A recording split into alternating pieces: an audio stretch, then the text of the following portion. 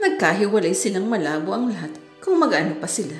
Ang alam lang ni Serena, nagalit sa kanya ang binata dahil sa pag-akalang isa siyang taksil na babae. Pero sigurado ang dalaga, mahal na mahal pa rin niya ito sa kabila ng lahat. At sa muli nilang pagkikita, mararamdaman pa kaya niyang katugong damdamin mula rito.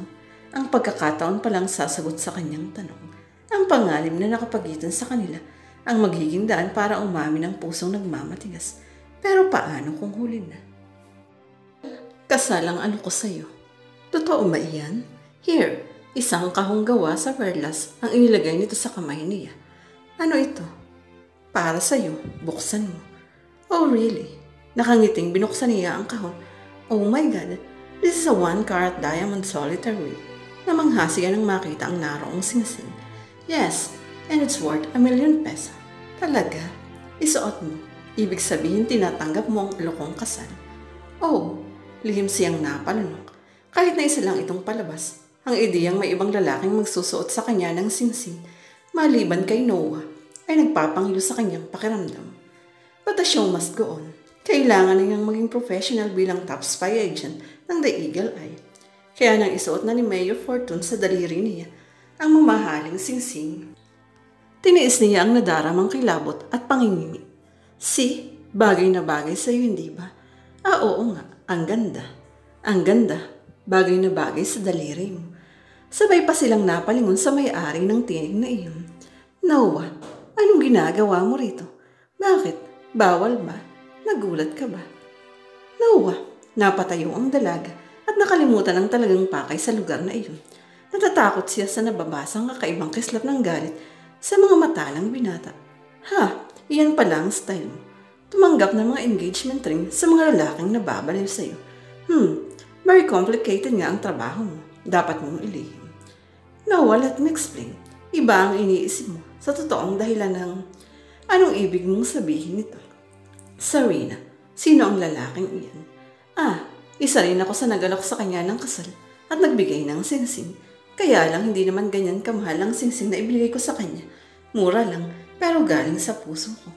Noah, I can explain it to you. No need. Malinaw na sa akin ang lahat. You can go to hell for all I care. Noah, no. Please. Pero humakbang na palayo sa kanya ang binata. Noah, Serena, explain this. Sino siya? Anong wala kang pakialam? Sa kagigil niyang hinubad ang singsing na bigay nito. Isaksak mo sa baga mo. Ano? Pero nakakabang na siya palabas ng restaurant na iyon para habulin si Noah at magpaliwanag. Now she has no choice kundi aminin sa katipan ang katotohanan kung anong klaseng trabaho meron siya. Maingay ang paligid ng venueng pagdarausan ng concert ng sikat na rock band dahil sa naglalakihang built-in speaker na may malalakas na amplifier. Habang ang mga ilaw na may iba't ibang kulay ay patay sindi at lalong nagbibigay sigla sa paligid. Ang saya naman dito, Gia. Ang ingay at mukhang bonggang gaganaping concert ha. Pasigaw na wika ni Gina. Para magkarinigan sila. I've told you, hindi ba? Sikat ang bangalang ito sa ibang bansa. Buti nga at maganda ang nakuha nating tiket sa unahan tayo. Yes, wika ni Gia, ang pasimuno ng gimmick na iyon. Oo nga. Yes, tiyak na maganda ang magiging panonood natin. You said it right. Kumikiling-kiling pa ang ulo at napapaindak ang magkaibigan dahil sa maharot na tugtog. Kayo talaga, ang tatandaan ninyo, ang hilig pa sa banda. Napangiwi si Serena sa pinag-uusapan ng mga kaibigan dahil sa totoo lang, napilitan lang siyang sumama sa mga ito para hindi masabihang killjoy. Anyway, treat naman ni Gia ang lakad na yun dahil birthday nito, kaya pinagbigyan na niya. Gayon pa man, lihim namang naririndi ang kanyang pandinig dahil sa lumalagabog na ingay. Oy, ano ka ba? We're just only 26 ano? Sinong matanda? Asus, tingnan mo naman ang mga manunood na narito. Abay mga teenager pa talaga ang mga iyan Uy, hindi naman lahat May mga nasa mid-20s and late 20s din sa mga iyan. Mapaporma lang kaya hindi halata. Ewan, hindi pa nagsisimula ang concert, masakit na ang ulo ko sa ingay Don't worry, kapag napanood mo na mag-perform ang foreign band na yan, tiyak na mawawala ang sakit ng ulo mo. Oo na, sige na. Asus, bahala ka. Basta huwag mong sabihin hindi ka namin binalaan Baka kapag nakita mo ang soloist nila, may love ka sa kanya No way, Isa lang ang laman ng puso ko, ano? Ha? Lagi mong sinasabi iyan, pero hanggang ngayon, hindi mo pa rin sinasabi sa amin ang kanyang pangalan, ha? Wag na lang. Akin na lang iyon. Oo na. O may umaakit ng mga tao sa stage, baka magsisimula na. Yes, muling nabaling ang pansin ng magkakaibigan sa stage, gayon din ang mga kabataang naroon na naghihintay din na magsimula ang concert ng foreign band. Habang si Sarina ay lihim na napapabuntong hininga. Ayaw na muna sana niyang maalala ang tungkol sa nilalaman ng kanyang puso. Pero kapag nababanggit ang salitang love o in love, hindi talaga niya maiwasang maalala ang kanyang nakaraan. Malakas na tilian ng mga kabataan ang pumuko sa muntik na namang pagdaloy ng mga gunita sa kanyang diwa. Kaya pala, ay may ilang gwapo at matatangkad na lalaki na nakasuot ng itim na pantalon at itim na pang-itas ang nag-akyatan sa malaking stage.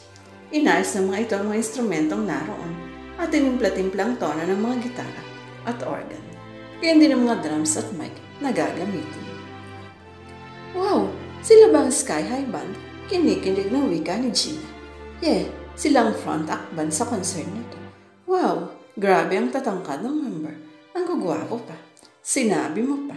Front act band pa lang yan. Solve na tayo. Sikat din kaya ang ngayon. Hindi na lang pinansin ni Serena ang pag-uusap ng mga kasama. Hindi rin siya nag-abalang mag-aninag sa stage na may kadiliman para lang makita ang anyo ng mga lalaking naroon. Para sa akin, si Noah lang ang pinakamagaling at pinakagwapong lalaki. Hay, hanggang kailan kaya ako magiging ganito sa kaiisip sa nakaraang iyon? Naiiling na napabuntong hininga na lang sa Serena. Ilang sandali pa, pumailan lang na ang magandang tinig ng DJ sa gabi yun. Sigawan sa tuwa ang mga manonood. Kanya-kanyang wagayway ng mga dalang stick na kulay green na glow in the dark. And now, ladies and gentlemen, before we proceed to our main event, the concert of HQ Rock Band from Brazil, how about a big hand to our very own Sky High Rock Band as their front act band? Yes, lalong natuwa ang mga manonood. Sikat na sikat din ang mga kabataan ng Sky High Band sa bansa dahil bukod sa mahuhusay tumugtog ang mga miyembro, ay wala rin itulak kabigin sa kagwapuhang taglay ang mga ito. Kaya naman lalong narindi sa ingay si Serena. Hay, mukhang hindi ko kakayaning tapusin ang concert na to. Hindi pa man ako naiirita na ako sa ingay. Nakakahiya lang dito kay Gia dahil baka sabihin ay sayang ang bilyang tiket kung sasayangin ko lang. Bahala na nga. Carry ko pa naman. Nakipalakpak na rin siya habang isa-isang ipinakikilala ang mga miyembro ng banda. And the last but not the least, our very own Noah Salvador, the so-called one hell of a drummer. Lalong lumakas ang tilian ng mga manonood na nakakakilala sa bandang iyon, lalo na sa drummer ng banda na mas sikat pa yata sa vocals ng grupo dahil sa kakaibang karisma at animalistic appeal nito, lalo na kapag tumutugtog ng drum na para sa mga kabadaan, lalo na sa mga kababaihang tagahanga ng banda. Pero kung riot ang reaksyon ng mga manonood, iba naman ang reaksyon ni Serena dahil ang pangalang narinig, lumakas ang kabog ng kanyang dibdib, napaawang ang mga lag, at hindi malaman kung paano pakikitunguhan ang kakaibang kaba na tila tadyak ng kabayo na sumapol sa kanyang dibdib. Noah Salvador, siyang drummer ng bandang ito, hindi pa rin makapaniwalang sakalang niya pilit na inaninag ang bandang nasa stage, particular sa isang sulok ng stage kung saan naroon ang drummer. Oh God! At lalo siyang nataranta ng mabanagang pamilyar na mukhang iyon na swerte namang tinamaan ng umiikot na pulang spotlight. Yes, it's him, Noah. At sa ilang sandali, tila huminto sa pag-iikot ang mundo ni Serena. Basta nakatitig lang siya sa drummer na animo walang pakialam sa mundo kung paluin ang stick ang drum nito para makalikha ng malakas at magandang tunog bilang sagot sa pagpapakilala ng DJ at sa malakas na tilian ng mga fans. Noah, yes, it's him. Dito lang pala kita makikita. Kung hindi pala ako sumama kay Nagia, hindi kita makikita. Hindi ko malalaman ang sa paligid ka lang. Kung nagkataon, malaki pala ang pagsisisihan ko. Nagsimula nang pumailan lang sa loob ng Coliseum ang malakas na maharot na tugtog ng banda. Gayon din ang nakapukaw daming pagkanta ng vocalist. Pero sa pandinig ni Zarina, isang tugtog lang ang kanyang naririnig. Isang ingay lang ang nagtutumingin sa kanyang kamalayan. Ang tunog na nililikha ng bawat pagpalo ni Noah Salvador sa drum nito na tila ba walang kapaguran ang mga kamay. Sanay na sanay sa pagpapaikot ng stick sa mga daliri. Tila bihasang-bihasa na sa paghahagi sa ere ng stick at pagsalo sa kamuling ipapalo sa drum. Noah, you're still as handsome as before, still as gorgeous. Yes, you're one hell of a drummer, one hell of a man. Saka napangiti Senator Almonte. Okay na ba kayo rito?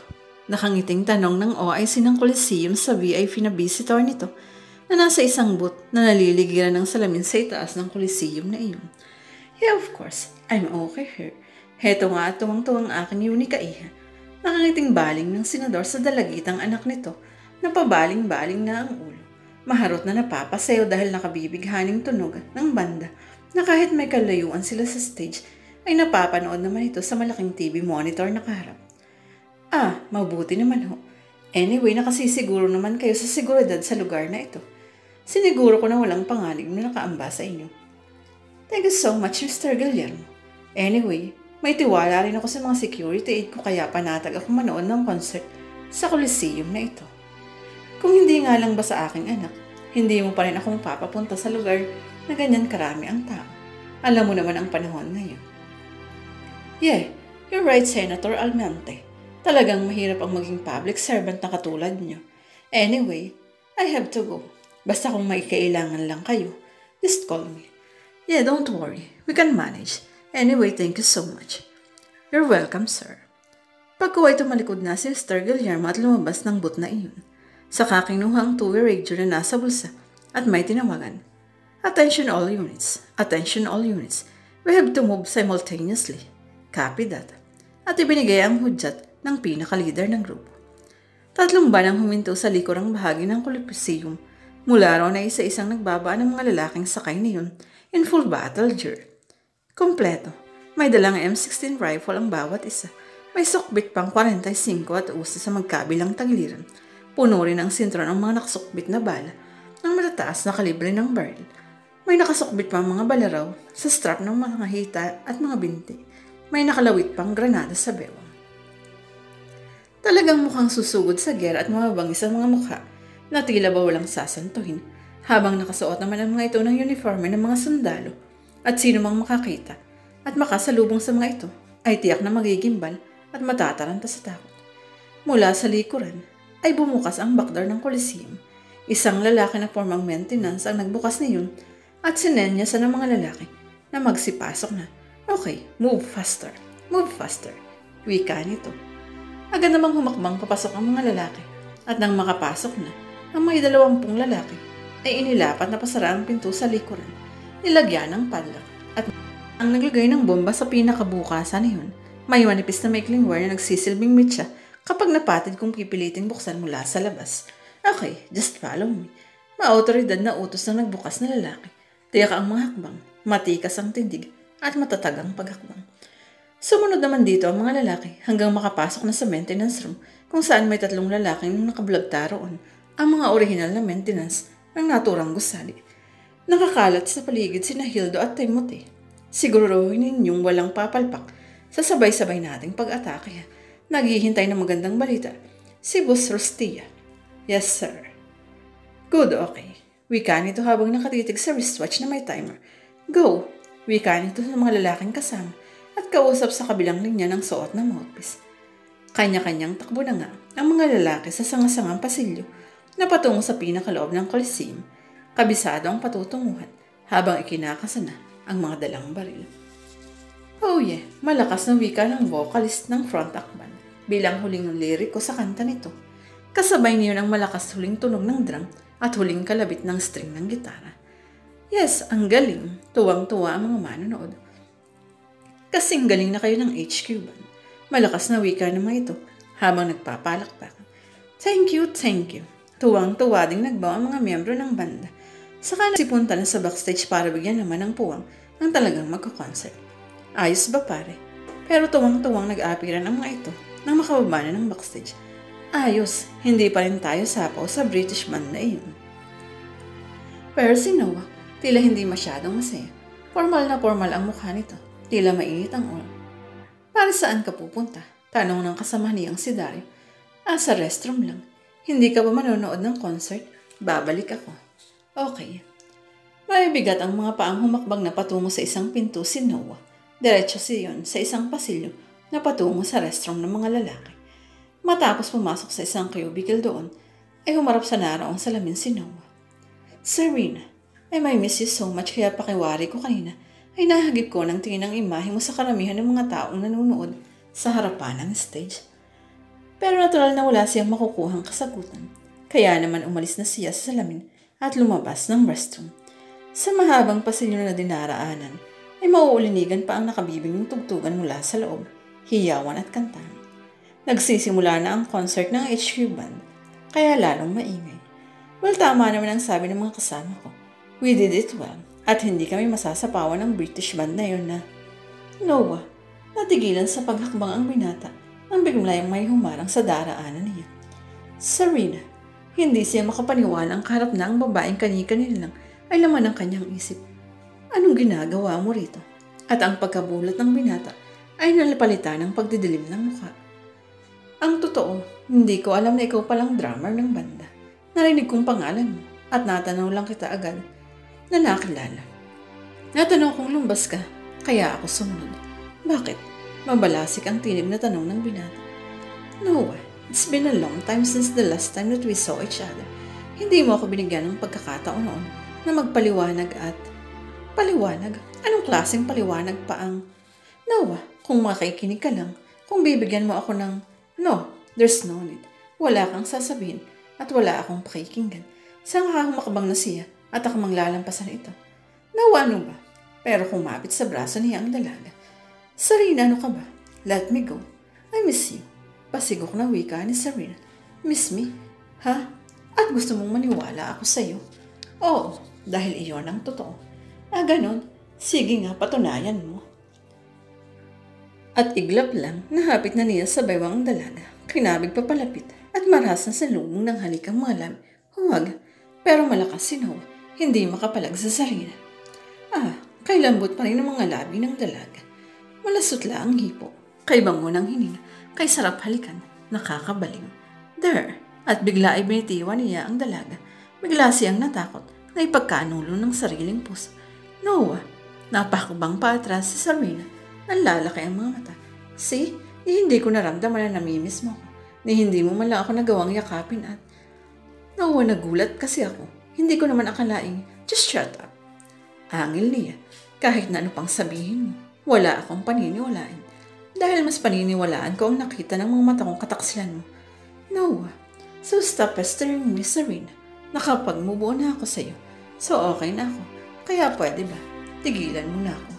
Pagka-uwi ka niyon, ay malalaki ang hakbang na iniwan niya ang dalaga. Pero habang humahakbang siya palayo sa dalaga, tila naman nagwawala ang kanyang puso. Nais itong lingunin, balikan at bigyan ng pagkakataong magpaliwanag. Habang marahan niyang hinahaplos ang sariling mga labi na kanina ay nagparusa sa malambot na mga malabi ni Serena.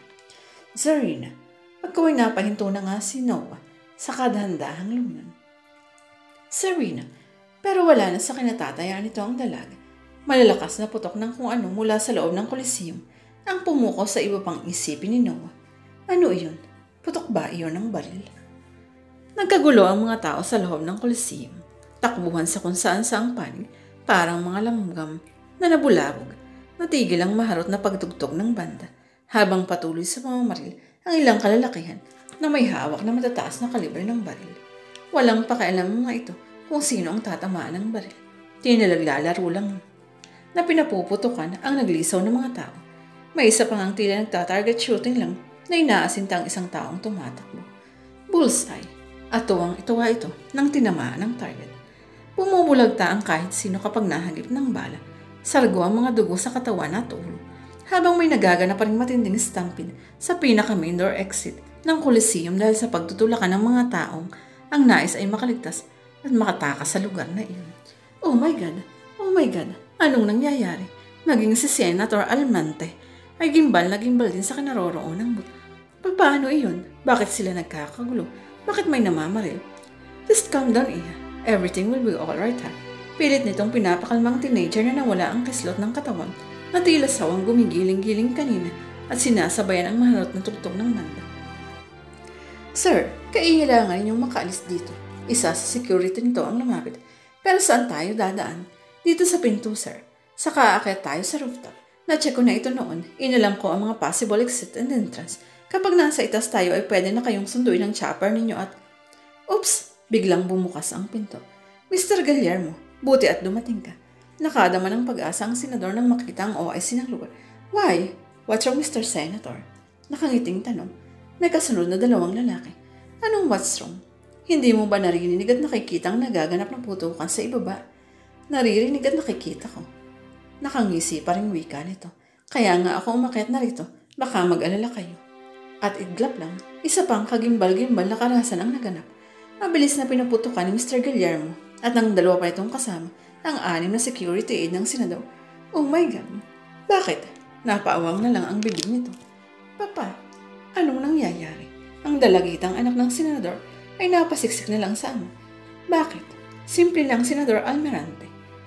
Mula sa mga sandaling ito, ay bihag na namin kayong mag-ama, kabilang na ang ilan pang taong nakulong dito sa Coliseum.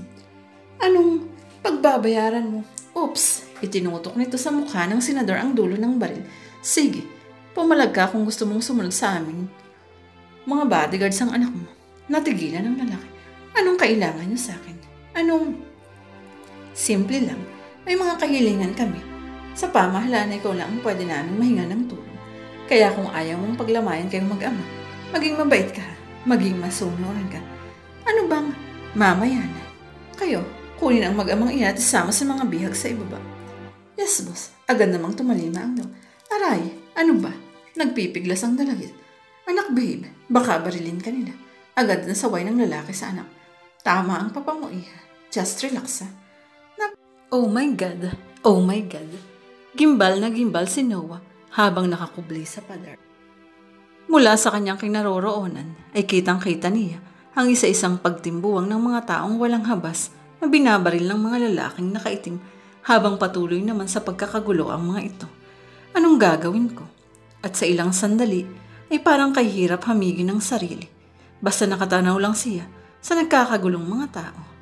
Sarina, Sarina. At agad ay sinisiniya ang sarili. Hindi ko na siya dapat binitiwan kanina. Hindi ko siya dapat iwanan. Nasaan na kaya siya? Hanggang ang mga taong nagtatakbuhan ay matigilan ng makarating na sa mismong main exit ng Coliseum kung saan kalsada na sana ang malalabasan nila at matatakas na sila sa lugar na iyon. Pero nakapadlak na iyon. Naghambalang ang patay sa harapan, mga duguan at sugatan. Hanggang dyan na lang kayo. Malakas na wika ng maautoridad na tingin. Mapalad ang mga nakalabas at malas ang mga patay na iyan. Pero mapalad din kayo dahil lahat kayo ay buhay pa. Iyon nga lang, kayo ang magiging hostage namin. Napamaang ang mga tao. Gimbal na gimbal, nag-iiyakan. Tahimik, biglang nagpaputok pa itaas si Rostia Guillermo. Napalapit na pala sa kanila. Boss, ayos na. Ilan ang natira? Teka, bibilangin ko. Hoy kayo, magsipila. Bibilangin kayo. Walang sumunod. Pumila kayo. Gigili itong nagpaputok pa itaas. Minsan pa, kaya niimuwi isang tao na kumilos sa mga ito. Nagahol pa sa paggawa ng isang mahabang pila. Gina, anong gagawin natin? Bunong ni Gia sa kasama na nakikipila na rin. Ewan ko, nasaan na kaya si Sarina? Kung bakit kasi nagpaalam pang magsi-CR pero hindi na bumalik. Heto si Serena, susukot-sukot na sumilip sa pinto ng restroom na tinungo niya kanina matapas sa likuran at iwanan ni Noah. Pakiramdam siya sa paligid. Ugal, ang tahimik na, wala nang putok ng baril. Pero may nag-iiyakang mga tao, may mga dumadaing. Bakit kaya? Oh God, ano bang nangyayari? Hindi malaman ang gagawin na isinara niya ang pinto at inilak. Baka may madaanan ako palabas dito. Napatingala siya sa kisame. May nakita siyang pakwadradong pinto. Kapag nakaakyat ako roon, pwede akong gumapang sa kisame. Pero ang taas, bahala na. Umakyat siya sa pader ng isang cubicle at tumuntong. Pilit na inabot ang kwadradong pinto. Shit, ang hirap din. Ang hirap buksan. Pero hindi siya sumuko. Kailangang maabot niya iyon. No, hindi ako rito madadali. Hindi ako dapat matakot. Kahit isang taon na akong hindi tumatanggap ng misyon, nasa akin pa rin ang mga skills na natutunan ko sa training. Kaya ko ito. Kaya ko. Pero bago pa niya nagawang buksan ang pinto, biglang bumukas ang pinto nang balyahin ng kung sinong nasa labas. Aha, napangisi ang lalaking nagbukas niyon. Oh God, napamaang na lang siya nang makitang nakatutok na sa kanya ang dulo ng baril nito. Baba, bilisan mo. Oo, wala siyang nagawa kundi bumaba. Ilan lahat? Mabalasik na tanaw ni Rustia. 75 itong nakapita. 20 pa ang nakuha namin mga nagtatago sa iba't ibang panig ng Coliseum. Talaga? Sigurado kayong wala nang naiwang nagtatago? Wala na, boss. Hinalughog na namin ang mga sulok-sulok. Lahat ng kwarto, pati na ang mga banyo at kisame. Wala nang ibang tao sa paligid. Good. 95 lahat. Kasama ang mga gamang ito, sana ay 97. Pwede na itong panakot sa mga pulis. Napangisi si Rustia habang pinagmamasa ng mga taong nakapila sa gilid ng pader. Nag-iiyakan. Gimbal na gimbal. Sarina, mabuti at ligtas ka. Pabulong na wika ni Gia sa kanya. Oo nga, buti at ligtas kayo. Paiyak na wika ni Sarina. Oo nga, pero may sugat ako sa paa. Wika ni Gina, kung saan-saan nasabit kanina habang nagtatatakbo kami. Hayaan mo na, buti nga at buhay ka. Tingnan mo yung iba, patay na. Oo nga, pero ano kayang gagawin nila sa atin? Gagawin nila tayong hostage. Iyon ang narinig kong sinabi ng isa sa kanila kanina. Diyos ko naman, bakit naman nagkaganito? Gusto lang naman nating magsaya. Tama na, baka marinig ka. Saway ni Sarina kay Gina habang pilit niyang pinatatatag ang sarili. Kahit pa nga alam ng dalaga na hindi sapat ang pagiging dati niyang spy agent para ipagtanggol ang mga hostage sa dami ng lalaking nakapaligid sa kanila na mga dibaril at mukhang mga handang mamatay. Yes, this is it. Sa wakas ay natagpuan na ni Noah ang main office ng Coliseum na natagpuan na sa ikalawang palapag sa pamamagitan ng paggapang sa kisame. Ito ang blueprint ng Coliseum. Pwede ko itong pag-aralan para makabisa ko ang lugar na ito kung saan ako pwedeng lumabas. Ilang sandinini ang pinag-aralan ang nakuhang blueprint. This is it. Ang daang ito sa likuran ng Coliseum. Ang labas kapag natuntun ko ang dulo. Pero mahaba-haba ang kailangan kong gapanging ventilation. Pero bahala na. Ang mahalaga, nakalabas ako rito. Ako mang babalik na sa bukas na siling si Noah para hanapin ang daang palabas nang tumunog ang kanyang cellphone.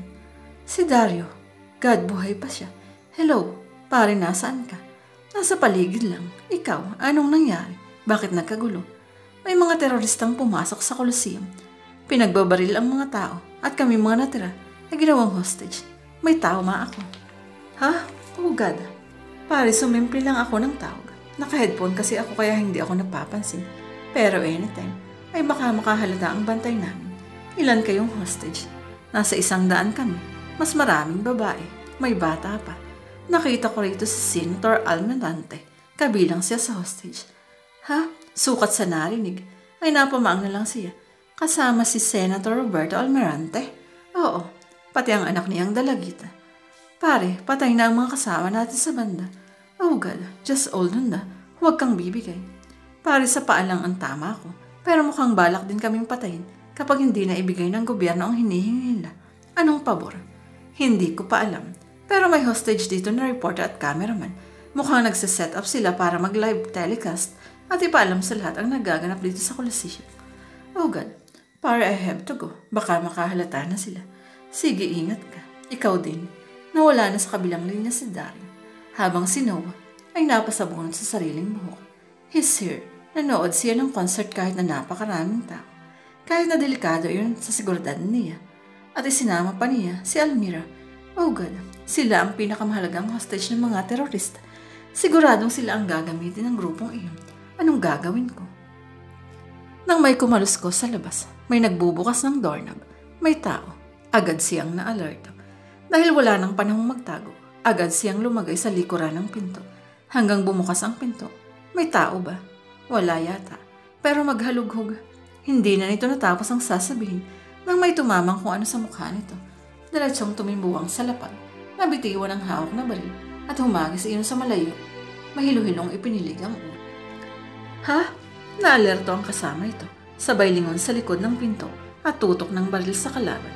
Pero isa pang malakas na parsa ang tumama sa mukha nito. Ang malakas na sipa ni Noah ang nagpatimbong din dito at humagis din sa malayo ang baril. Leche ka, Naunang tumayo ang isa. Pero mas mabilis kumilos si Noah. Muli nitong sinalubong ng sipa. Sinunda ng isang malakas na suntok sa mukha. Ang naunang sumugod. Tulugo itong tumimbuwang ulit. Hayop ka, mabalasik na sumugod ang ikalawa. Pero kagaya ng nauna. Ang nakakuyom na kamao ang sumalubong sa mukha nito. Sinunda ng isa pang tadyak na nagpahagis dito sa hilera ng mga mesang naroon. Kapatulog ang dalawa. Oh God, kailangang mapatahimik ko ang dalawang ito. Kapag namalayan nila may natitira pang tao rito, ay baka hindi sila tumigil hanggat hindi ako nakikita. Agad niyang itinali ng matibay na masking tape ang dalawa at tinakpan ang mga bibig.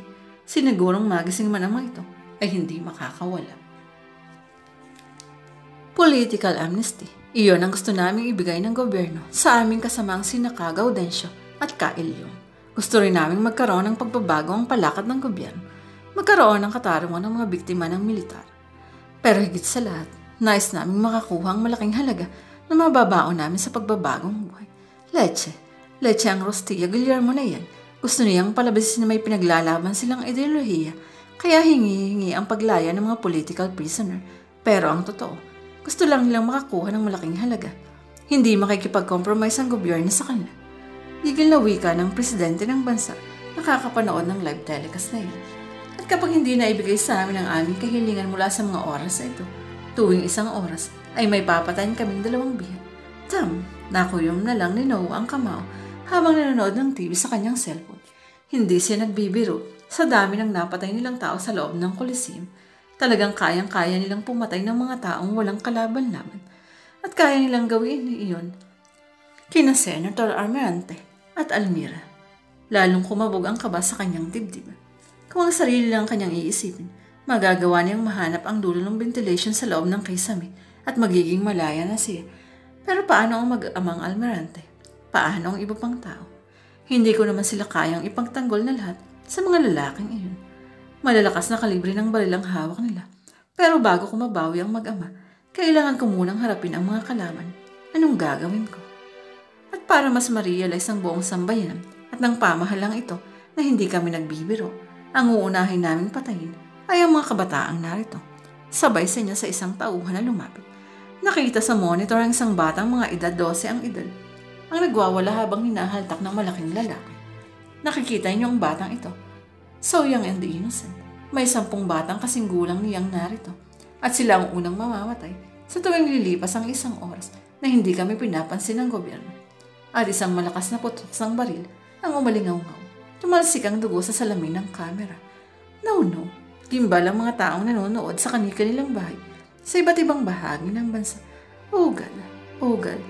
Napasinghap na lang si Noah sa tagpong iyon. Mga demo. Pero kung ang mga manonood ay nagimbal sa kahindik-hindik na panood iyon, lalo na ang mismong mga taong naroon sa mismong lugar, ang mga hostage kabilang na si Serena. Mga demonyo kayo. At iglap lang kumalas ang dalaga sa mga kasamahang hostage at walang pakundangang sinugod ang pinakapinuno. Napakasama ninyo. Papatayin ko kayo. Pikit matang nilundag niya ang lalaki at itinumba at kinubabawan habang pinagsusuntok. Hey, hawakan ninyo. Pilit na sinasalag ni Rostilla ang mga atake ni Serena. Papatayin kita.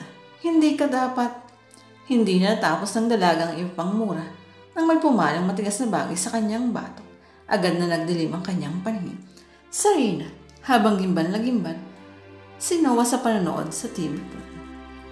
Oh God, narito pa nga pala siya at kasama siya sa mga hostages. Oh God, makapatay nila ng tuluyan si Serena. Tila dinudukot na sa loob ng kanyang dibdib ang puso ng binata. Serena, oh my God, maging si Alwin ay napakislot nang nakilala ang pinsan sa LCD monitor ng kaharap ng TV. Kuya Alwin, nasa concert na yun si Serena. Maging si Calvin na nagkataong naroon sa pisina ng lalaki ay nagimbal ng makilala ang pinsan nila. Anong gagawin natin? Napapamurang wika ni Jess. Hindi tayo pwedeng tumanganga na lang dito at panoorin patay nila si Serena. Just calm down. This is a national issue. Isa lang si Serena sa mga bihag. Kung may pagkilos ang gobyerno, kailangan natin makipag-ugnayan sa kanila. Habang pilit hinahamig ni Alwin ang sarili. Oh God, kailangan na natin kumilos agad. Pero hindi mapakali si Jess. Okay. Makikipag-unanayan na ako sa itaas. Agad nang nagdayan si Alwin habang pasulyap-sulyap sa TV at naipagpasalamat nila na hindi tinuluyan ng mga terorista ang pagpatay kay Zarina na yun ay ipinabuhat sa mga kasamahang hostage at dinala sa isang sulok para mahimasmasan. Nasa gitna sila ng mismong Coliseum kung saan ginaganap ang mga concert, masyadong malawak ang lugar at madaling makita ang mga pagkilos ng sino man. May 20 di baril ang nakabantay sa mga hostage pero siguradong may ilan pang nakabantay sa labas ng venue. Siguradong mas nakakalat pang naghahanap kung may mga tao pang nagtatago sa paligid. Kung ganoon, kailangan kong mailigpit ng tahimik ang mga nasa labas. Kailangang maging maingat ang pagkilos ko. Sukbit ang 2 Armalite at 2.45 baril ng 2 lalaking na patulong niya na nagsimula ng gumapang sa kisame si Noah. Paminsan-minsan ay sumisilip siya sa mga siwang na nararaan. Pare, ano sa palagay mo? May nagtatago pa kaya sa paligid? Palagay ko pare wala na. Nahalughog na natin ang paligid, hindi ba? Puro patay na ang naraanan natin. Kung ganun, bumalik na kaya tayo kina Boss Rustia. Sige, akmang babaling na pabalik sa banyo ang 2 lalaking naglalakad sa pasilyo nang biglang may kumalabog. Ano o yun? Doon, may tao sigurong nagtatago. Agad lang tinakbo ng 2 pinagmula ng ingay. Wala namang isang malakas na palo ang tumama sa batok nito. Dugo ang bumagsak. Anong hindi na natapos ng ikalawang sasabihin nang tumusok naman sa leeg nito ang punyal. Kapwa wala ng buhay na bumagsak ang mga ito. Agad na hinila ni Noah ang 2 bangkay para itago. 2 down, more to go. Pero hindi niya kinalimutan kuhanin ang baril ng mga ito at mga punyal, pati na rin ang mga hand grenade. Are you okay? Umiiyak na wika ni Gia. Napahikbi si Zarina. Hindi ako nakatiis. Hindi ko kinaya ang nakita ko. Ano ka ba? Kapag nalaman nila kung ano ka, baka mapag-initan ka. Paano kung tinuluyan kanila kanina? Umiiyak na hinawi ni Gina ang ilang hibla ng buhok na tumabing sa kanyang mukha. Kung nagkaganon, hindi ko na malalaman. But at least, nakalmot ko ang mukha ng demonyong iyon. Talaga lang ha. Nakangising wika ni Rusty na palapit pala sa kanila. Nagtaas ang mukha ang dalaga at tumalim ang tingin niya sa palapit na lalaki. Zarina, ano ba? Nagagahol pang tinutok ni Gia ang bibig niya. Hayaan mo siya. Iyan ang gusto ko sa isang babae. Matapang at palaman. Sa totoo lang napahanga mo ako kanina ha. Akalain mong sa kabila ng nakaumang ng mga baril ay sinugod mo ako at pinagkakalmot, pinagsusuntok. Samantalang ang mga lalaking narito ay tila lalong nabahaga ang buntot nang makitang binaril ko ang bata. Kung ang isang kagaya mo lang, hindi ako natatakot at lalong hindi ako takot mamatay. Bravo, bravo. Ang tapang mo talaga. Talaga. Ano, gusto mong sumutukan na lang tayo? Kapag natalo kita, palalayain mo mga bihag. Ang lakas ng tawa ni Rustia. Ganun din ang mga kasamahang naroon. Ang tapang boss, patulan mo kaya. Huwag, babae pa rin yan. Pero huwag kang mag-alala, miss. May paglalagyan ako sa'yo mamaya. Hindi ko alam kung bakit hindi kita tinuluyan kanina. Pero may pakaramdam na ako na magkakaroon ka ng malaking kaugnayan sa misyon namin ito. At palagi akong nakikinig sa kutob ko. Ang ganda mo. Saka humalakak na humakbang pa ito palayo sa kanila. Zarina, calm down. Baka lalo kang pag-initan at ikaw na ang unahin mamaya. Malapit nang matapos ang taning na oras. Wala akong pakialam. Parang sasabog ang dibdib ko sa galit dahil sa gawa niya sa bata. Demonyo siya. Muling napaiyak si Zarina. Zarina. Napalunok si Noah habang nakasilip sa siwang ng kisame kung saan kitang-kita at dinig na dinig niya ang mga nagaganap sa ibaba. Zarina, hindi ako papayag na saktan kanila over my dead body. Pagkuha hinagilap naman niya ng tingin kung nasa ang panig ang mag-amang Senator Almirante at Almira. Papa, Almira, I'm sorry. Hindi ko inaasahang sa ganitong pagkakataon ko kayo muling makikita. Tila may kamaong sumakal sa puso ng binata habang nakatitig sa magkayakap na mag-ama sa isang sulok. Sa isang panig naman ay nahagip ng kanyang tingin ang kaibigang si Dario. Kahit paano ay nakahinga ng maluwag ang binata. Sa isiping ligtas pa ang mahalagang tao sa kanyang buhay. Maya-maya ay nagsimula ulit siyang gumapang palis doon. Imposibleng masalakay ko sila. Napakarami na sa loob. Kailangan talagang isa-isahin ko sila. Hanggang makabalik siya sa maliit na pintong pinasukan kanina at bumaba roon. Pasilip-silip na tumingin siya sa mahabang pasilyo. There, may 2 bantay. Kailangan mapatahimik ko sila. At minsan pa, naging mabilis at maingat ang kilos ni Noah. Ang mga skills na natutunan niya dati sa bilang scout ranger sa Mindanao ay ngayon pala niya magagamit. Tapos na ang isang oras, muling humarap sa kamera si Ristia. Pero hanggang ngayon, wala pa rin tumatawag sa aming sino mang taga-gobyerno. Iniisip ba rin niyo na nanakot lang ako? Galit na wika ni Ristia. Okay, kung ayaw niyo talagang makipag-ugnayan, bibigyan ko uli kayo ng sample. Sinay niya sa nito ang 2 tauhan na kuhanin ang 2 batang lalaki na nasa edad 12. Oh God, minsan pang nakuyom ni Sarina ang kamao habang bilit siyang pinipigil ni Nagia at China. Ano ka ba? Huwag ka nang umalma. Iya, ang mga bata, wala rin tayong magagawa. Lalo lang tayong mapapahamak. Napaiyak na lang si Sarina. She never felt so helpless like the way she feels now. At hindi yun para sa sarili, kundi para sa 2 batang nahila ni sa gitna. Ano? Hindi ba rin kayo magtatawag? Galit na wika ni Ristia sa harap na kamera. Ilang sandali ang lumipas. Ayaw talaga ninyo ha. Bigla itong bumaling sa mga bata. Dahil dito ang mga iyan. Huwag po. Palahon naman ito habang nagwawala. Ano? Hindi pa rin kayo. Noon tumunog ang teleponong nakapatong sa isang mesa. Napangisi si Ristia. Sagutin mo. Utos nito kay Hildo. Yes, boss. Hello. This is from the office of the president. Wika ng tinig sa kabilang linya. Boss, president daw. Lalong napangisi si Ristia. Hello, Mr. President. Pagkuhay masiglang wika. May sinabi ang nasa kabilang linya. Talaga, ibibigay ninyo ang kalahati ng kahilingan namin. Walang nagsalita ang nasa kabila.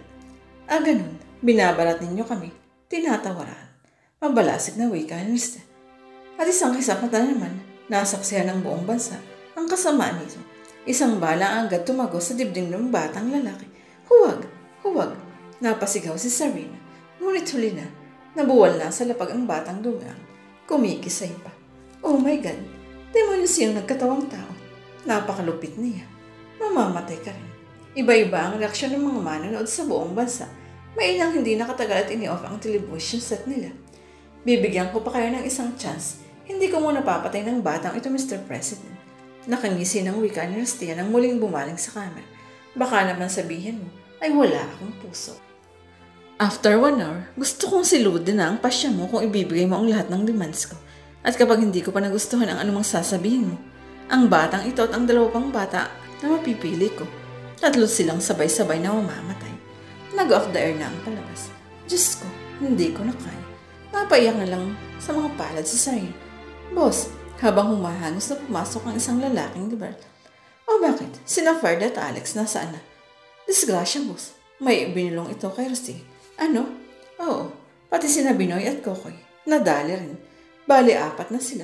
Buti na lang itinali lang sina Ferda at Alex. Pero yung 2, nadali talaga. Bali ang mga leeg at labas ang dila. Leche. Bigla itong nagpaputok ng pataas. Ay, tilian ang mga babaeng hostages. Iyakan ang mga bata. Kimbal din ang mga kalalakihan. Ang tatanga ninyo. Akala ko ba'y wala nang natirang tao sa iba't ibang panig ng Coliseum? Kung gano'n ay sino ang yumari sa kanila? Hindi namin alam, boss, pero kang malakas ang taong may gawa. Napatay niya sina Binoy at Kokoy sa pamagitan ng pagbali sa leeg nila, na hindi nakapiyok. Walang narinig na ingay ang mga kasama nila at nakita nilang nakabulagta na. Boss, pero heto at may isa pang lalaking pumasok. Humihingal pa. O bakit? Sina Ege at Lucio patay na. May mga tama ng patalim sa leeg at bali ang mga buto sa katawan. Leche talaga. Minsan pa ay gigil na nagpaputok pataas si Ristia. Lalong nahintukutan ang mga nararoon. Nagsiksikan sa isa't isa. Ang gagong iyon. Sino man siya o sino man sila. Baka akala niya ay mauubos niya tayo ng isa-isa na hindi man lang siya nagugurlisan. Hindi ako papayag. Kapag nahuli siya, babalatan ko siya ng buhay. Kayo, hanapin ang talentadong iyon. Yes, boss. Kanya-kanyang takbo ang mga ito. God, may tumutulong sa amin. Boss, wala talaga eh. Nahalughog na namin ang mga silid, lahat ng sulok. Pero wala talaga. Gago, imposible iyon. Ano siya? Multo? Boss, hanapin pa ninyo. Boss, may nakuha akong mga footage sa monitoring room nitong Coliseum. May mga CCTV camera pala sa paligid. Nakita ko ang anyo ng kalaban. Iisang tao lang. Isang lalaki pa ang hangos na pumasok. Talaga? Nasaan? Patingin. Agad ngang isinalang ng may dala ang nakuhang video footage. Inirewind ang mga kuha mula sa umpisa ng concert hanggang sa paghasik nila ng lagim hanggang sa mapanood nila ang pananalakay ng hindi kilalang kalawan. Leche, mukhang professional kong kumilos ah. Boss, heto ang close-up niya. At naaalakal ako na kung saan ko siya nakita. Talaga? Saan? Agad niyang inirewind ang kuha. Ang drummer na front act band. Lihim na napapitlag sa Serena nang maulinigan ang usapang iyon. Si Noah, siya ba ang tinutukoy ng mga ito? Oo, boss. Nakita mo naman habang tumutugtog, hindi ba? Mukhang wild talaga. Malaki ang katawan at malaking tao. Mukhang sanay makipaglaban. Leche, sige, paandarin mo pa. Gusto ko pang makita ang ibang kuha niya. Yes, boss. Matamang pinanood ni Rustia ang mga kaganapan sa monitor. Ibalik mo. Utos ni Rustia. Yes, boss. Agad naman niyang inirewind ang video. Diyan, ihinto mo. I-zoom in mo sa mukha ng babaeng kausap niya sa pasilyo. Yes, boss. Muli nitong sinunod ang utos ng pinuno. Nag-zoom in sa monitor ang mukha ng babaeng kausap ni Noah at ilang sandali pa ay maalam na hinalikan. Yes, I know her. Namumukhaan ko siya. Ako rin, boss. Pamilyar sa akin ang mukha niya. Hindi ko lang maalala. Patingin. Napalapit sa kanila sina Hildo at Timoteo. Oo nga. Saan ko nga ba nakita ang babaeng iyan? Wika ni Hildo. Habang lumingap naman sa paligid si Timoteo. Tama. Pagkuway wika nito. Alin ang tama? Kunot noong tanong niya. Isa sa hostage natin ang babaeng iyan. Saka tumuon sa gawin ni Serena ang paningin nito na pilit na pitutulog ang batang babae na kanina pa umiiyak. Siya iyon, iyong sumakalakay kanina kay boss. Ha? Napalunok si Serena nang mariles niyang sa kanya nakaturo. Ang daliri ng isa sa mga lalaking nasa harap ng mga monitor. Yes, siya nga iyon. Sukat doon ay umaliwalas ang mukha ni Rustia. Kunin siya. Ha? Lalong nahintakutan ng dalaga nang magsimulang humakbang palapit sa kanya ang tatlong lalaki. Ikaw halika. Isa ang agad na dumakma sa kanyang pulso. Sandali, anong kailangan niyo sa akin? May pinatatahan akong bata at pabayaan mo siya. Kailangan ka ni Moss. Aray, ano ba? Malakas ang force ang ginagamit nito sa kanya. Kaya napilitan siyang humakbang pasunod dito para hindi siya makaladkad. Ate Serena, huwag mo akong iwan. Nagpahalahaw naman ang iyak. Ang batang nabitiwan niya. Diana, sandali lang ha. Babalikan kita. Poseto, pasalyang inilapit ni Hildo kay Rustia ang dalaga. Ay, muntas na siyang nasubsob sa paanan nito. Habang nakangisi namang pinagmamasdan siya nito, itayo ninyo. Halika, tumayo ka. Tahiklas na hinila ni Hildo ang isang braso ni Zarina. Aray, ano ba? Nakakasakit na kayo ah. Asik niya sa kabila ng nadaramang takot. Ikaw pala yan. Sabi ko na nga ba, magkakaroon ka ng papel sa misyong ito. Napangiti si Rustia nang matitigan siya. At kahit para kang tigre, maganda ka talaga. Ang mga tipo mo pala ang type ng mokong na iyon ha. Lalong kinabahan si Serena. Ano bang kailangan niyo sa akin? Ako ba ang isusunod niyong patayin para ipakita sa autoridad na hindi kayo nagbibiro? Na talagang mga demonyo kayong magkatawang tao? Napangisi si Rustia. Aba, at talagang nga palang matabil at matalim ang dila mo ha. Pasalamat ka at maganda ka. Pasalagamat ka at may kailangan ako sa iyo.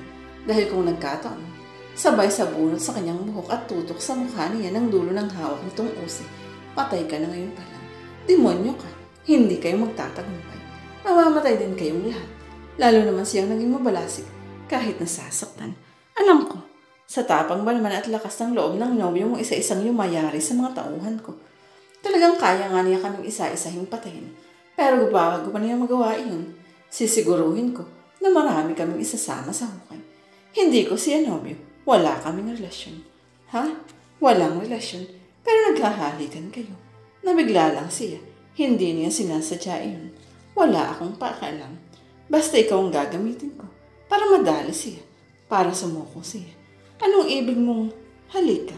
Sabay hilaw uli sa buhok niya at nila siya sa naroong reporter na may hawak na kamera. Aray, ano ba? Anong gagawin mo sa akin?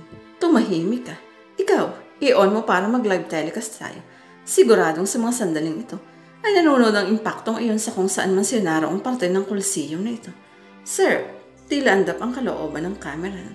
I-live telecast mo. Gigil nitong sinugod ang cameraman at agad sinikmura ng hawak na puluhan ng baril. Oho, wala itong nagawa ng mapaluhod sa sakit. Sige ho. Saka iinot-inot na hinamig ang lakas at pilit na tumayo para i-set up ang camera. Bilisan mo. Oh, ilang sandali pa.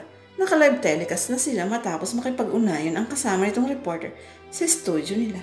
Ayos na ho. Napangisi si Rustilla. Ano, gwapo na ba ako? Saglit pa itong gumaling sa mga kasama. Ayos boss, gwapo ka na. Artista ka na talaga. Tawanan ang lahat. Ehem. Pagkaway bumaling na ito sa camera. Oy, ikaw magaling na lalaki. Malakas nitong sigaw ng tumingin sa lens ng camera.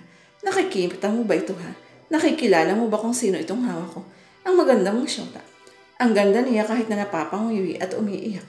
Ano? Nakangiting wika ni Rustilla. Nakita mo kami, hindi ba? Nakamasid ka sa mga galaw namin dito sa loob, hindi ba?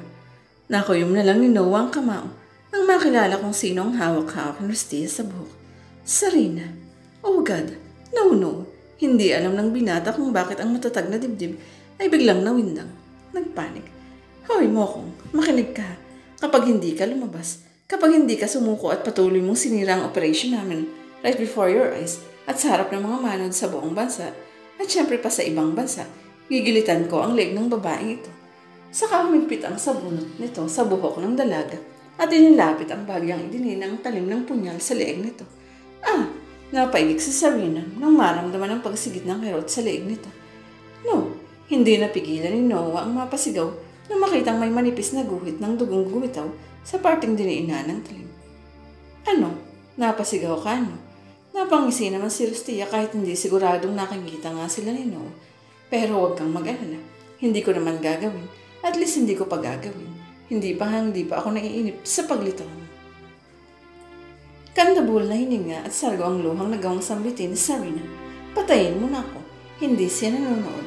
At napapanood man niya ako. Hindi siya susuko para sa akin dahil wala kami na relasyon. Matagal lang tapos ang relasyon namin at galit siya sa akin. Sayang lang ang panahon mo dahil wala na siyang pakialam sa akin. Lalo nagtagis ang mga bagang nino. Sarina, habang tila may sumasakal sa kanyang puso dahil sa magkakahalong damdamin, pag-aalala, sakit, galit at pagkalito. Talaga, kung ganun baliwala ka na pala. Oo, kaya kung gusto mo akong patayin mo na ako. Wala kang mapapalag. Ganun. Sige. Bahagyang dumiin ang patalim sa leeg ni Sarina. Huwag. Malakas na napasigaw si Noah. Muling napaigik si Sarina. Nagkanda ubo. Ano? Masakit ba? Tuwang-tuwang napahalakhak si Rustilla. Joke lang iyon. Sample kapag hindi ka palambas, mokong ka.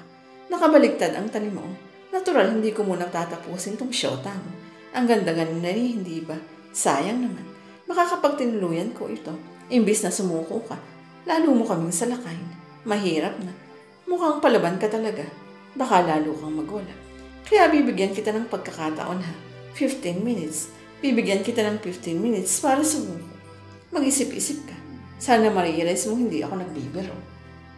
Ang sama mo talaga.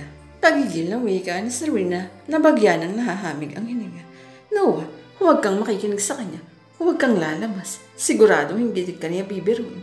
Papatayin ka niya. Hayaan mo na lang ako. Kaya ko ito. Inihanda ko na ang sarili ko na mamatay kaysa mapahama ka at tumahimik ka. Nabiling sa sampal ang mukha ni Sarina. Napaigik na lang ang dalaga nang bumalandra sa lapag. Masyado kang matapang ha. Huwag kang mag-alala. Darating tayo sa gusto mong mangyari. Talagang papatayin kita kapag hindi pa lumabas ang showtime. Ang sama mo, demonyo ka. Napapaiyak na lang na pinahid ni Sarina ang dugo sa gilid ng bibig nito. Sarina, napapahingal na marahang hinaplos ni Rainer ang mukha ng dalaga na nakalistro sa monitor ng kaharap na TV, partikular sa mga labing nagdurugo. Sa palagay mo, kaya kitang tiisin. Sa palagay mo, papayag ako na may mangyaring masama sa'yo. Yung sa kabila ng lahat, mahal pa rin kita. Mahal na mahal. Oy, ibukod ang babaeng iyan. Ihulay sa mga kasamang hostage at bigyan ng VIP treatment. Baka sabihin naman ng mokong ay hindi natin inaasikaso ang syota niya. Yes, boss. Hoy, ikaw. I-off mo na yung camera mo. Baling ni Rustilla sa camera mo. Oo, sir. Nakuyom na lang ni Noah ang kamao nang mawala na sa monitor ang mga ito. God, anong gagawin ko? Kailangan makuha ko sa kanila sa Sarina. Pero paano? Sumukod ako sa function room para akong naghukay ng sarili kong libingan. Tiyak na nakahanda sila kapag pinilit kong mabawi ang pain nila sa akin. Natutop na lang sa Inihiwalay si Serena mula sa iba pang hostages. Ipinasok ang dalaga sa isang bukod na silid. Bantayang mabuti yan ha. Iyan ang alas natin kay Mokong. Utos ni Rostia sa mga tauhan nito. Babalik ako after 15 minutes at hindi pa lumalabas ang hudas na iyon. Yes, boss. Nakangising bumaling si Hildo sa dalaga. Ang ganda nito, boss. Kapag hindi sumuko, titikman ko muna bago ninyo patayin ha. Matalim ang tingin pinukol ni Rostia ito. Itong bala ng baril ko, gusto mo? Saka paghigil na tinutukan ng baril ang lalaki. Boss, nagbibiro lang. Tarantado ka. Huwag mong pairalan ang pagiging manyak mo ha. Alam mo kung ano ang adhikain ng grupo natin. Hindi tayo mga tulisan. May ideolohiya tayong pinaglalaman. Tandaan mo iyan. Oo, boss, oo. Sorry. Sorry, iyan ang ikamamatay mo eh. Sa kapadaskul na itong tumalikod. At habang takot na takot ang pakiramdam ni Serena, may kapagkilos na mga gaganap sa isang panig ng Coliseum. There, narito sila sa main venue at may 6 na pinto sa paligid niyon na patungo at palabas sa kung saan sa ang panig. Kung ibubukod nila si Serena, sa pinakamalapit na silid ilalagay, doon sa hindi ko agad mapapasok, na kailangan ko pang dumaan sa harap nila. Pero maaari akong dumaan sa exhaust system. Yeah, that's it. Muling sinipat ni Noah ang blueprint ng Coliseum. Pinag-aralan ng mga pasikot-sikot at sanga-sangang exhaust system na ilang beses na niyang nagamit mula pa kanina. This is it, ang silid na ito.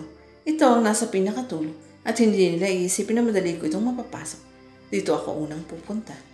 Ilang sandali pa, mulang pinasok ni Noah ang makikipot at may init na ventilation ng Coliseum. Habang pilit niyang inaaninag ang mga guhit sa blueprint, nandala para hindi siya maligaw. Kabado pa rin si Serena sa kanyang bantay kahit binilinan ito ng pinunan na huwag siyang pakikialaman. Dahil sa tuwing susulyap at tititig sa kanyang lalaki, ay tila ito asong ulol na naglalaway. Huwag kang magkakamali. Ngayong nag-iisa ka na lang, kayang-kaya kong baliin ang ligid mo kapag nagtangka ka ng masama. Bulong niya sa sarili habang lihim na nakikiramdam. Miss, okay ka lang. Maya-maya hindi na nakatiis na dahan-dahan itong lumapit sa kanya. Anong paki mo? Asik niya sabay ira. Ang sungit mo naman, nagtatanong lang. Napangisi ito. Sige lumapit ka pa. Lapit pa. Lihim niyang nakuyom ang kamao. Humanda sa anumang kilos nito. Ang sungit mo talaga. Kung hindi lang ako binantaan ni boss, yari ka sa akin. Akala mo lang yun. Lumipas ang ilang sandali. Ano kaya nangyayari sa labas? Nahuli na kaya ang Mokong na nobyo mo? Maya-maya ay tanong nito. Hindi kumibo si Serena, pero may isang bahagi ng kanyang puso ang kumisli. Nobyo? Oo nga pala. Nobyo ko si Noah noon. Noong hindi pa siya galit sa akin. Pero na magkahiwalay kami, na walang maayos na pag-uusap, may tinuturing ko pa ba siyang boyfriend? At sa kabila ng nakaambang panganib, hindi pa rin maiwasan ni Serena ang biglang dali ng mga alaala sa kanyang gunita. Kanina ka pa? Ay, hindi naman masyado. Okay lang. Nakangiting wika ni Noah. Sorry ha, traffic. Okay lang, ano ka ba? Kasi baka nakainip ka. Naupo na siya sa kaptapat na inuupuan nito. Hindi. Nag-aalala lang. Baka hindi mo ako siputin. Saka masuyo nitong ginagap ang kanyang palad. Noah, akamang hihilahin niyang kamay. No, please don't. Pero lalong humipit ang hawak nito sa kanya. Kasi, Serena, I miss you. 3 linggo kang hindi nagpakita sa akin.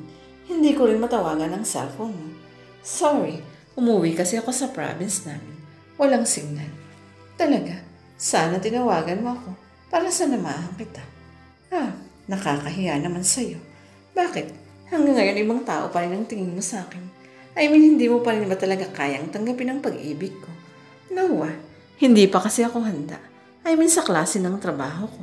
Hindi ko pa kayang magbigay ng commitment sa kahit na sinong lalaki. Pero minsan pinagbibigyan mo ako ng pagkakataong makasama ka, hindi ba? Oo nga, kasi kaibigan na rin ang turing ko sa'yo. Masaya ako kapag kasama ka. Kaya nga kahit nanakaw ang oras lang para makasama ka, ginagawa ko. Pero kung tatanggapin kong pag-ibig mo, natatakot ako. Baka hindi ko maibigay ang oras na para sa'yo. Kasi naman ayaw mong sabihin sa akin kung anong trabaho mo, kung saan ka nakatira, kung ano talagang tunay mong pagkatao. Anyway, ang hirap pala kapag ang isang babaeng natutunan mong mahalin ay isang hindi sinasadyang pagkakataon mo lang nakilala. Ganoon ang nangyari sa akin. Nang tulungan kita mula sa mga lalaking humahabol sa'yo, Hindi ka na nakatanggi ng hingin kong pangalan mo at cellphone number. Pero akala ko, yun na ang magiging simula. Pero nagkamali ako. Kahit na sinasagot mong tawag ko, mailap ka pa rin. Kahit nakikipagkita ka sa akin kagaya nito, hanggang ngayon, ay ayaw mong sabihin sa akin kung saan ka nakatira. Kasi nga, I understand. Lahat naman tayo ay may kanya-kanyang lihim na nakatago. Siguro nga hindi ka pa handa na buksan sa akin ang buong mong pagkatao. Pero ako, just one word from you. Sasabihin ko sa iyo ang lahat-lahat tungkol sa akin. Thank you, pero huwag muna. Ayoko pa. Bakit? Kung ayaw mong magbukas ng mga bagay-bagay tungkol sa iyo, di yung tungkol na lang sa akin ang pag-usapan natin. That way, baka kapag nakilala mo ako ng lubos, ma-realize mo na kaya mo na rin magpakilala sa akin ng lubos. Napabunghuntong hininga na lang si Sarina. Ang totoo, nadadala na siya sa mga salita ni Noah. Don't worry, konting panahon na lang ha. Talaga? Oo. Thanks, lalong humigpit ang hawak nito sa kamay niya. No, hayaan mo na akong hawakan kahit ang kamay mo. I miss you so. No, tuluyang nang hina ang loob niya, nabawian ng kamay. After all, gusto rin niya ang masarap na pakiramdam na iyon na magkahawak kamay sila. Talaga, tayo na. Oo nga, natatawa na lang na wika ni Sarina. Pero yun ay kung payag ka talagang manatili na lang muna tayong ganito. Napabuntong hininga na lang si Noah. Aling iyong ganito? Nakikita sa labas, naghihintay sa text at tawag mo. Oo, kasi sinabi ko naman sa'yo hindi ba? Hindi pa talaga ako handa. Kaya lang mahal kita. Hindi ko na rin mapigil ang puso ko. Tayo kong pahirapan ka pa sa pag-isip kung saan ka nakatayo sa buhay ko. Sige. Basta ba, darating iyong time na tuluyan mong bubuksan ang pagkatao mo sa akin.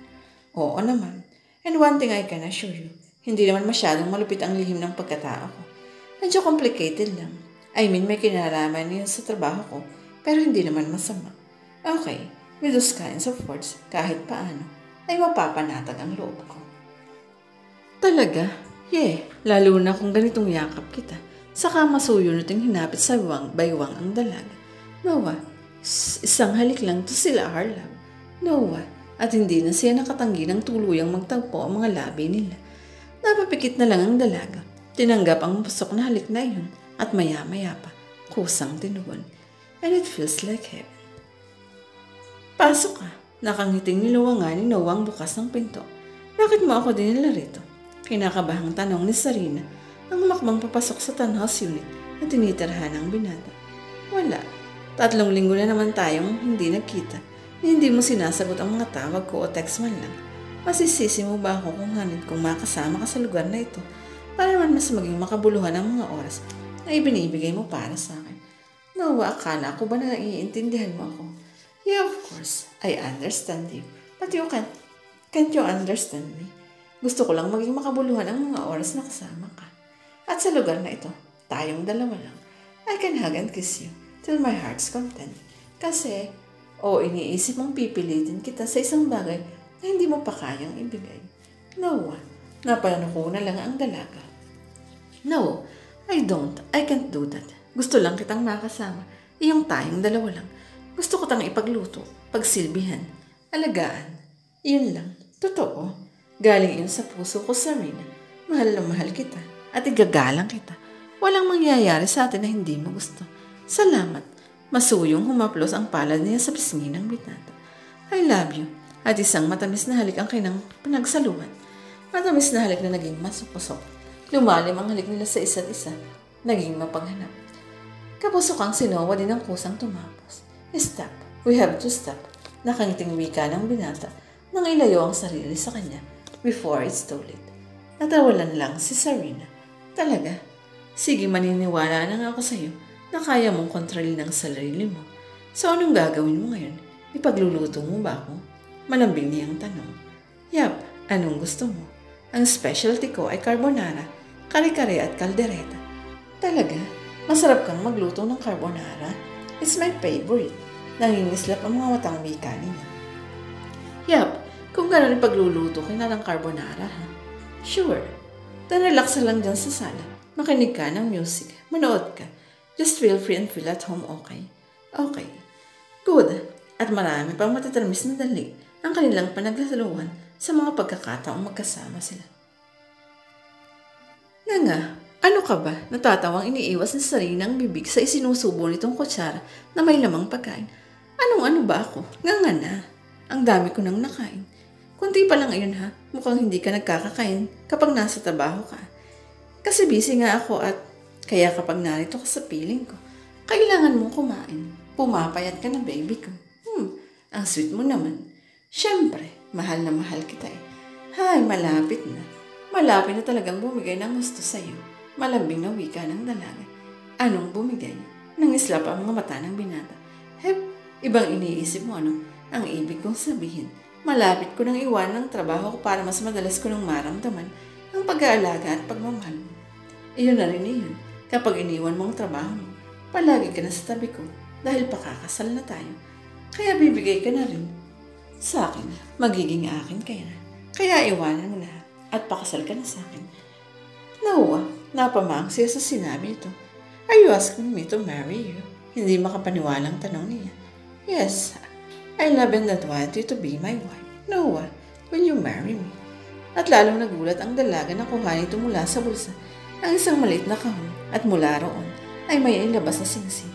Noah, nagpupropose ka ng kasal habang kumakain tayo. This is the right time that I'm waiting for.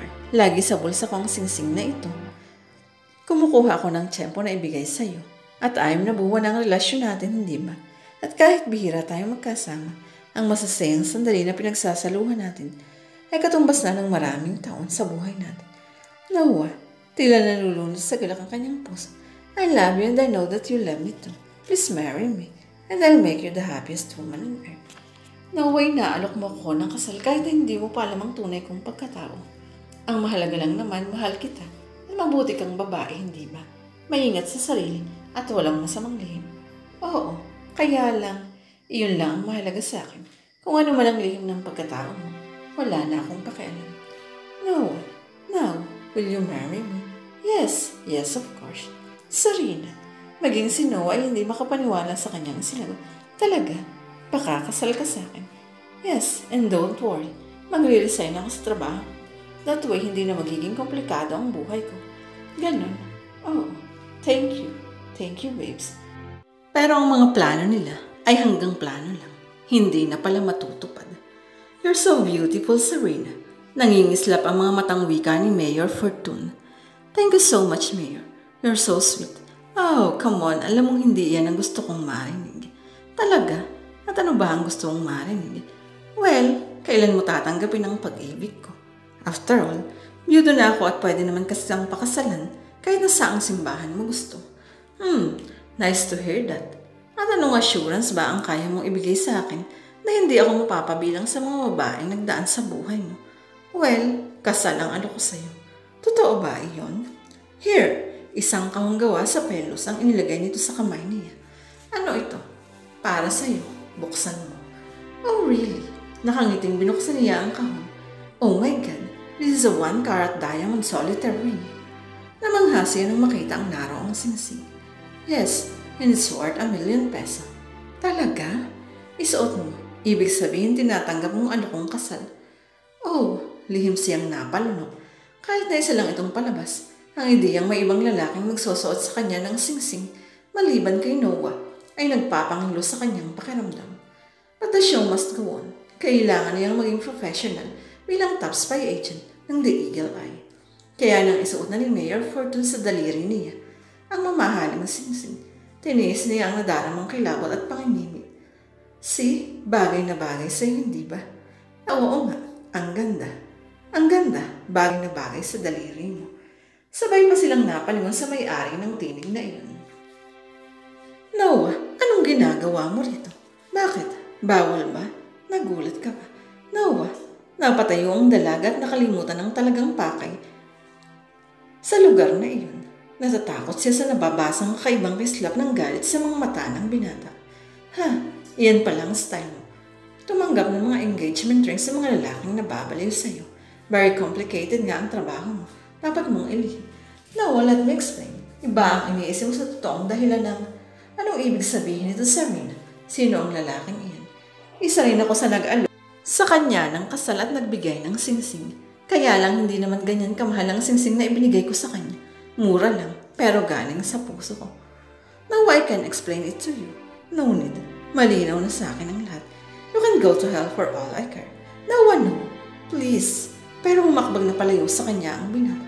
Noah, Serena, explain this. Sino siya? Anong wala kang pakialam? Sa kagigil niyang hinubad ang singsing na bigay nito. Isaksak mo sa baga mo. Ano? Pero nakakakma na siya palabas ng restaurant na iyon para habulin si Noah at magpaliwanag.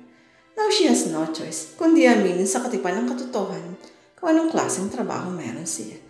Pero hindi na niya nakita ang binata. Hindi na niya ito inabutan. At iyon ang huling pagkakataon na nakita niya ito. Dahil hindi na raw sa townhouse na iyon nakatira si Noah. At ngayon niya gustong pagsisihan kung bakit kapag nagkukwento si Noah sa pagkatao nito at sa mga taong may kaugnayan dito, ay sinasaway niya.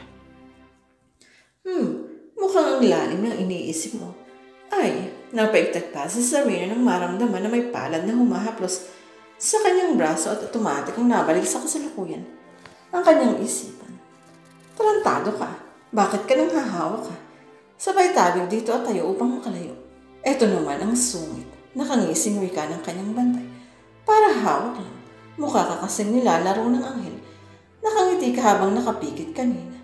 Lalo naman itong napangisi at nagsimulang humakbang palapit sa kanya. Tapos ay bigla kang napasingamang. Oh Lola, anong pakialam mo? Pero tinataga niya ang tayo. Baka ito na ang hinihintay niyang pagkakataon. Wala naman, naaaliw lang ako sa'yo. Pero alam mo, may sasabihin ako sa'yo. Baka gusto mo nang di ka naman talaga bubuhayin, Rustia eh. Tiyak na papatayin ka niya kapag sumuko na ang boyfriend mo. Pero kung pagbibigyan mo ko, kahit isa lang, patatakasin kita. At bahala ka nang gumawa ng paraan para makalayo kay Rustia. Napahumindig si Serena, pero agad din kumislap ang ideya sa kanyang utak. Talaga, patatakasin mo ako. Oo, basta pagbigyan mo ako. Paano kung patayin ka ni Rustia? Bahala na. Ang mahalaga, matikman kita. Lalong kumislap ang matinding pagnanasa sa mga mata ng lalaki. Sige, ayoko pang mamatay. Payag ako. Talaga, nanlaki ang mga mata nito. Oo, basta tutupad ka sa pangako mo. Oo naman, bigla itong napalapit sa kanya. Basta pagbutihin mo ha, paligayahin mo ko. Sabay yakap sa kanya at ulahol ng halik.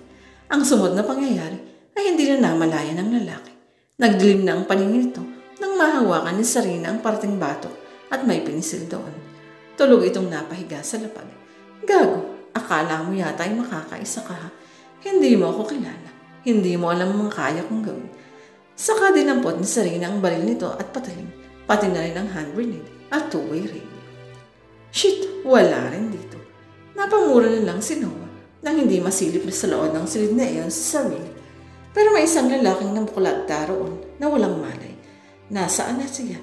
Ito ang huling silid na pwedeng pagdalhan sa kanya. Kaya ang pag-aalalang naramdaman ng binata ay ganoon na lang. Hindi, baka kung saan nila dinala si Serena. Pero ang lalaking tulog.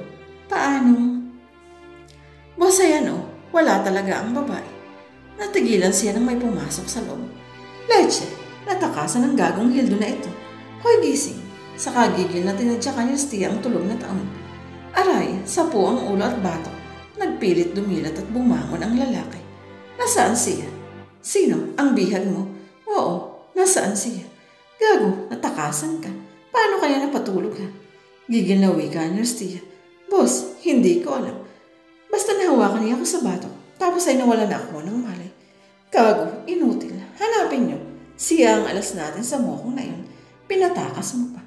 Oo, boss. Pasensya na. Kapag hindi mo siya nakita, papatayin kita. Oo. Karipas na ito ng takbo, kasama ang iba pang tauhan. Nakaya nang maluwag si Noah. Thanks God at nakatakas siya. Akala ko'y magagamit siya ni Rustia para mapasuko ako. Pero kailangan ko silang maunahan ng makita si Serena. Hindi ako makakapayag na mahakwa kanila ng babaeng mahal ko. Muling gumapang sa kisame ang binata para maghanap ng malalabasan. Pasinghap na lunghangap ng hangin si Serena nang isungaw ang ulo sa pinagtataguang ilalim ng lamesa.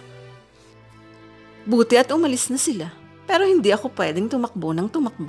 Ang mga tao, kailangan ko silang iligtas. Si Noah, kailangan ko siyang makita at makausap. Pero paano? Iinot-inot siyang humakbang patungo sa mahabang pasilyo. Tinatalasan ang pakiramdam. Alerto at nakahawak ang kamay sa dalang baril. Konti lang ang bala ng baril na ito. Kailangang bawat putok ay may tutumba. Kailangang malakas na pwersa ng isang kamao ang biglang tumutok sa kanyang bibig. Ha! No. Kaya naman gulat na nagwala ang dalaga. It's me. Just stay put. Noah, agad niyang nakilala ang tinig na iyon. Yes, it's okay ha. Noah, umiiyak na napayakap siya rito. Sarina, nagulat ang binata. Sa ilang sandali ay tinanag-alanganin kung yayakapin siya o hindi. Noah, akala ko hindi na tayo magkikita. Akala ko'y mapapatay na ako kanina. Sarina, ang nagmamatigas na puso ng binata na kanina pa pinalambot ng labis na pag-aalala sa dating kaptipan. Noah, hindi tayo pwedeng mamatay sa lugar na ito ha. Marami tayong pag-uusapan. Kaya ko nga ipaliwanag ang nakita mo noon. Hindi ako masamang babae. Please, huwag ka nang magalit sa akin. Kung mamamatay man tayo rito, gusto kong muling maramdaman ang pag-ibig mo. Ang klase ng pagmamahal na ipinadama mo sa akin noon. Sarina, I love you. Please say that you still love me. Sarina, lalong nilambot ang puso ng binasa. Yes, of course. I love you. I still love you. And I miss you so much. At kung ano man ang totoo, wala na akong pakialam. Basta mahal kita. Mahal kita. Saka humigpit ang yakap nito sa kanya. Noah, pagkuway nagtagpo na ang mga labi nila. Ilang sandaling nagtagal ang halik na iyon. Ha! May lumagabog. Kapwa sila napalayo sa isa't isa nang may malakas na lagabog mula sa likula nila. Dito tayo. Ako manghahawakan ni Noah ang kamay niya para tumakbo na sila palayo roon. Sarina. Ha? Nagulat pa sila nang biglang lumabas. Mula sa pinto ang isang lalaki kasunod ang ilan pa. Kuya Alwin, Kuya Jess, dali, dito kayo. Nagkatinginan sila. Sino sila? Kakampi sila. Dali na. Siya na ang humila sa binato. Isang oras na ang nakalipas. Nakikita mo ba ito, Mr. President? Hawak ni Rusty ang isang batang babae. Habang hawak ng tauhan ito ang dalawa pang batang lalaki. Tumawag ka na at ang makapag-usap na tayo okay. Tumunog ang telepono. Hey! Hello, this is to inform from the office of the President. Boss, heto na. Akin na. Nakangiting kinuha ni Rusty ang telepono. Hello, ano? Ibibigay mo ba ang demand ko? Yes, ibibigay namin ang malaking halaga. Ipalalagay namin sa iyong account. Pero ang mga political prisoner, hindi namin pa aaring palayain dahil isang malakas na putok ng barilang umalingaw-ngaw. Nagpalaho ng iyak ang batang hawak nito. Ang pahagina ng bala sa paa. Tumigil ka na. Napasigaw ang presidente. Hindi ako nagbibiro. Iisa-isahin talaga ang mga taong ito. Kabilang na si Senator Almirante at ang anak niya. Napakasama mo. Oops, bawal magmura ang isang kagaya mo. Ibibigay ko na nga ang malaking halaga. Ayokong makipagtawaran. Bibilang ako hanggang 3. Kapag hindi mo sinabing ibibigay mo lahat ng hiling ko, tutuluyan ko ang mga tao rito. Naiinip na ako. Ayoko nang maghintay. Iisa-isahin kami ng lihim namin kalaban dito. Kaya kailangan ko nang magmadali. 1, 2, 3. Malalakas na putok ng barilang sumunod na narinig sa kulog na lugar na iyon. Ha! Napahumindig si Rusty ng 4 sa mga tauhan nito. Agad na bumulagta. At iglap lang, nakita nito kung saan galing ang mga putok ng baril. Sa ilang malalaking lalaki na pinangungunahan ni Sabina. Kasunod ang ilang agent ng The Eagle Art at ilang sundalo. Kasama na rin si Noah. Ikaw, tarantang napaatras si Rusty. Pilit na ikinakas ang hawak ng baril. Leche, at nang hindi maikasa, igil na tumakbo patungo sa isang pinto para magtago. Habang ang mga tauhan itong nabigla at pilit na gumanti ng putok. Magsidapa kayo. Dapa. Utos ni Sarina sa mga hostages na hindi malaman kung anong gagawin at kung saan susulin. Habang sa patigid ay patuloy ang malalakas na putok ng baril. Hahabulin ko ang tarantadong Rusty na iyon. Wika ni Noah. Noah sandali. Pero tila walang narinig na nagpatuloy sa pagsunod kay Rusty ang binata. Gigil na gigil kasi ito sa isiping matatakasan sila nang pasimuno ng lahat ng kaguluhang malagim ng mga pangyayaring iyon. Noah. At hindi alam ni Sarina kung bakit nang mawala na sa paningin niya ang binata ay lalong lumakas ang kabog ng kanyang dibdib dahil sa pag-aalala rito. Madilim ang silid na pinasok ni Rusty. Walang maaninag si Noah nang itulak niya pabukas ang pinto. Nasaan na ang gagawin iyon? Hindi siya pwedeng makatakas. Pero kahit walang maaninag, pilit pa rin siyang pumasok. Lalong naging tahimik ang lugar nang makapasok na ang binata. Saglit siyang nakaramdam. Rastia Guillermo, nasaan ka na? Hindi ba't hinahanap mo ako? Ilan sa mga tauhan mo ang nadali ko, hindi ba? Kaya huwag kang duwag, huwag kang magtago. Kung paanong buong tapang mong pinatay ang mga inosenteng bata, ganun mo rin ako katapang harapin. Hindi na nakatiis na sigaw niya. Pero ang itinugot nito ay mga putok ng maril. Napakasama mo, traidor. Agad namang nakailag ang binata.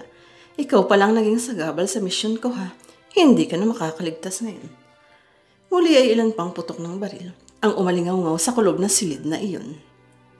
Shit! Muling nakailag si Noah at pilit man niyang inaaninag ang pinagmumula ng putok. Nahihirapan siyang makita. Ano? Natahimik ka na? Buhay ka pa ba? Malakas na wika ni Rastia. Napangiti siya. Ngayon ay alam na niya kung nasa ang gawi ang kalaban. Tagapang siyang gumawi roon. Nasaan ka na? Kinakabahang tanong ni Rastia. Punok ng baril ang itinugo ni Noah. Kasabay ng pagbulagta ni Rastia ang pagbaha ng liwanag sa kabuuan ng silid. Napapasinghap si Rastia habang pilit na inaabot ang tumilapong baril. Huwag mo nang tangkain. Wala ka ng laban. Pagbabayaran mo mga kasalanan mo. Nakangising wika ni River sa pinuno ng terorista nang tapakan ito sa dibdib. Dapat ay pinatay ko ang syota mo para nakaganti naman ako sa'yo. Kung ginawa mo yun, kanina ka papatay. Noah, noon pumasok si Serena. Serena. Noah, akala ko'y kung ano na ang nangyari sa'yo. Umiiyak na napayakap ang dalaga sa kanya. Tahan na, wala namang... No, sabay tulak ni Serena sa binata at sunod-sunod na pinaputukan si Rusty na kumangbabalin sila. Oh God, nagulat na lang si Noah nang makitang tuluyan ng nalagutan ng hininga ang kalaban. Tinadtad mo naman ang bala. Bagay lang sa kanya yan. Para sa mga batang pinatay niya kanina. Saka napahugulhol ng iyak ang dalaga. Tahan na, it's okay ha. It's all over. Masuyong niyakap ng binata si Serena. Talaga? At hindi mo na rin ako iiwan? Natigilan si Noah. Hindi na kita iiwan. At aaminin natin sa isa't isa ang tunay nating pagkatao. Wala na tayong ililihim ha. That way, hindi na mangyayari ang misunderstanding na kagaya na yun. Hindi na tayo masasaktan. No, I'm sorry. No, I understand. Hindi na ako galit. Bahagi lang pala ng trabaho mo yun. Talaga? I can't live without it. So will you marry me? Noah, of course I will. Saka itinaas niya ang daliri na lang suot ang singsing na bigay nito. You keep that in your finger. Yes, dahil gusto ko kapag nakita kita, makita mo ito kung gaano ka kahalaga sa akin. Kung gaano ka. Ang pagpaparanais kong makasama ka hanggang sa huli because I've always believed that there is forever. Serena, I love you. I love you too. At dahil sa pag-ibig na iyon, nakahanda na akong patawarin ng aking ama. Ha? Si Senator Almirante, siyang aking ama na pilit na nilalayuan. Na makita kong bihag din siya ni Rastia kasama ang kapatid ko sa ama. Pinatawad ko na siya sa pag-abandon niya sa aming mag-ina noong araw. Talaga? Ang mga lihim na iyon ang gusto ko sanang ipagtapat sa iyo noon. There is forever for the two of us, ha? Nasa atin ang lahat ng panahon para pag-unasapan natin iyan. You're right. I love you. I love you too. At ang muling paglapat ng mga labi nila, sigurado na sila na hindi na magaganap ang paghihiwalay dahil hindi na sila